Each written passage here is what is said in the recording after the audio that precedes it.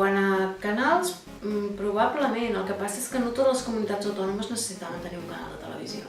Però com que aquest país van fer el cafè per a tots, que tothom havia de tenir de tot, tinguessin una tradició cultural diferenciada, tinguessin una necessitat, doncs sí, hi ha comunitats autònomes que han tingut televisions autonòmiques que no han servit gairebé per res més que replicar continguts, molt petitones, molt deficitàries, però esclar, això no es pot generalitzar.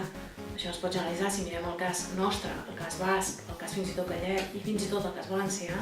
Té molt sentit una televisió pròpia, autonòmica, diferent, que jo dir-li autonòmica ho trobo quasi ofensiu, perquè és que és una televisió nacional, no? Però un altre tema és el de la sobredimensió de les plantilles, i és cert, hi ha hagut sobredimensions importants, i a València molt espectaculars. El que passa és que, en bona part, promogudes per al mateix partit que després s'ha carregat a la televisió pública valenciana dient que estava sobredimensionada. És que és surrealista.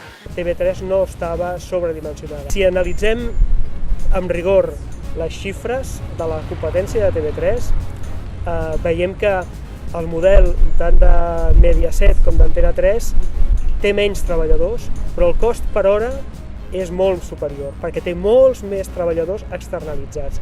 El que és millorable de TV3 és sobretot conseqüència d'aquestes 3 dècades llargues en què l'empresa s'ha gestionat unilateralment per direccions que venien sovint sense coneixements en el sector, sovint responent simplement a la fidelitat al govern de torn, i aquestes direccions de vegades han estat eficients i de vegades no ho han estat gens.